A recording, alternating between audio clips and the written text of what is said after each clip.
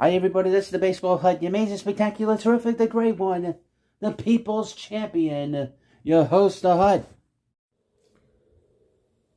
Did you know that Jacob deGrom signed with the Texas Rangers? No, I didn't know that. I did not know that. Well, we're going to talk about that. It seems like we have somebody with a very guilty conscience trying to explain to his former manager that there's a real story behind why he left. I'm going to talk about it right now.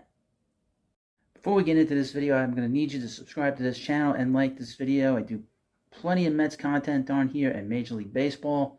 And this is the kind of channel you want to subscribe to and follow. I'll give you everything you could possibly want out of a Mets channel. Trades, free agent signings, Mets history. I got everything here. So this is the channel you want to subscribe to.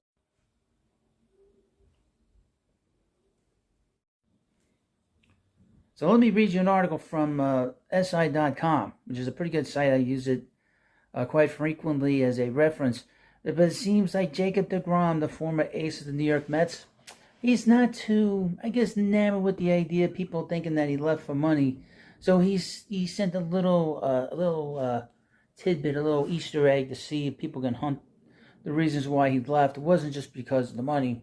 No. It wasn't because Mets didn't want to give him a 5-year deal knowing that he's had all these injuries.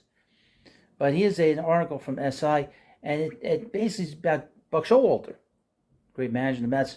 Let me read the headline. Headline: Jacob deGrom told Buck Showalter there's a real story behind leaving New York Mets. And it's written by, it doesn't matter who wrote it. Well, it's written by Pat Rangazzo. Jacob deGrom recently told Buck Showalter that there is a real story behind leaving the Mets. Jacob deGrom bolted for the Texas Rangers in free agency, signed a lucrative 5-year, $185 million deal. The Mets countered after losing their ace by signing Cy Young Award winner Justin Verlander and bringing in his wife Kate Upton. All parties have seemingly moved on. Oh, really? It doesn't seem like Jacob has moved on. He's got to talk about it. This is a guilty conscience. However, manager Buck Showalter shared a little nugget about the situation with NJ.com. Question: losing deGrom started this chain reaction or domino effect. In retrospect, was it inevitable that he'd leave the Mets, or was there ever a chance he'd stay? Answer: everyone would have liked to have Jake. We had a chance and took steps to make it happen, but Texas made him a lengthier offer. See? Question: was it just a matter of getting outbid, though? Did you feel Jake was all that happy in New York? Answer: yes, I do. I just talked to him the other day. He said, someday I'd like to sit down with you and explain what really happened. I really thought I'd be back there. Quote: I'd take him at his word, but I think it's pretty simple. Even Buck knows that's not the case. The Rangers made him an offer that was light years ahead of everyone else. Plus, there's no state income tax in Texas, and he was looking for a place to spread out. He's got it. He will be happy there, and he'll pitch well. He was great to have around. He was always good with me. But the thing is, Jake is from rural Central Florida. He just wants to be left alone to pitch. We'll miss him, but I can't dwell on it at this point. In the end, the article goes, the Rangers made an offer he couldn't refuse. I'm making an offer you can't refuse. It was also an offer that the Mets were unwilling to match. Now, deGrom is in Texas and Verlander is in Queens. It remains to be seen whether Showalter and deGrom will sit down together in the future to discuss how things really played out. Here's how it played out, folks. He signed the contract with his former agent, Brody Van Wagenen. At the time, he was very happy. Prior to 21, he went back to the Mets with the new ownership, and he wanted to renegotiate the contract. At the time, the Mets were willing to give him 3 years, I guess added on to the contract. deGrom wanted 5 years.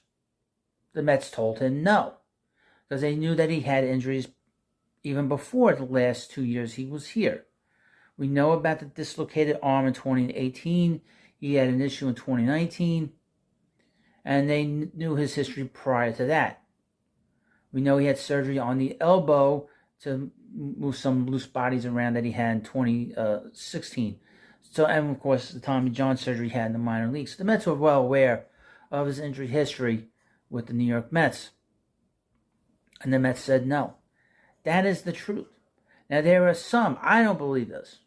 There are some people that think that he was basically dogging it because he was so ticked off that he didn't get that contract that he probably could have pitched the last 2 years.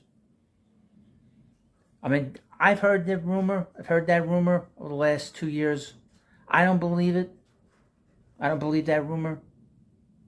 But I've heard that here and there. That he was basically resting that arm so he didn't blow a big payday. But I also think that he just didn't want to be here. You know, if you have a contract, you want to, even if you have an opt-out, you want to honor that. I don't think he was happy here. I don't think he liked the new ownership here. I don't think that he really got along. It's not that he didn't get along. He just didn't connect with them. I also think this is a weird kind of thing. All those years here with the Wilpons were a built-in excuse for him that, well, he pitched great, but the Mets lost, but you know what? It's not his fault. I'm sure he felt the heat in September when a lot of the media was coming to him. It's like, you haven't been here all year. You pitched pretty good and pitched very good in August. But you pitched terribly in September. The team is struggling. The onus was probably on him. He probably didn't like that. He's been a guy that, as great as he's been, he has not made the Mets a better team. Now he's going from a team that won 101 games, and he's going to a team that 2 years ago, they won 53 games. They won 68 games last year. How much better, knowing his history with the Mets as we know, how much better are they as a team with him down there? Are they a 500 team? I don't know. Are they a playoff team? I don't know. The Rangers are in a very difficult division.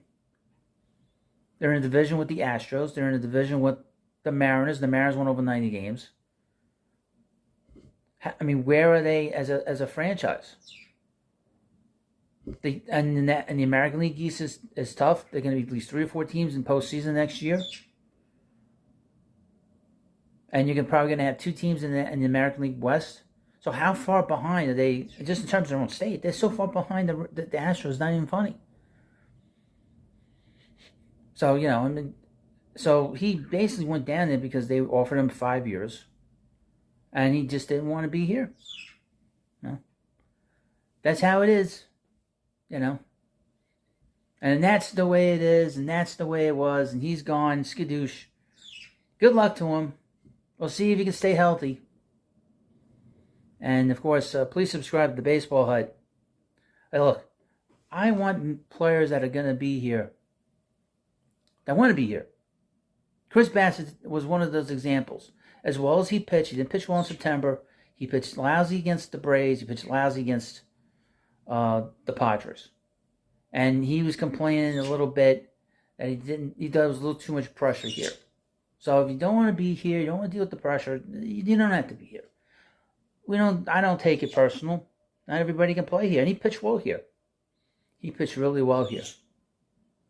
Oh, I want to mention, I did a video yesterday and posted it today on the Mets, what they need to, what the strengths and weaknesses. I said that Bassett had signed with the Twins. I made a mistake. I should have said that he's signed with the Blue Jays. So, anyway, thank you for watching this video. Please subscribe to Baseball Hut, and I'll see you later.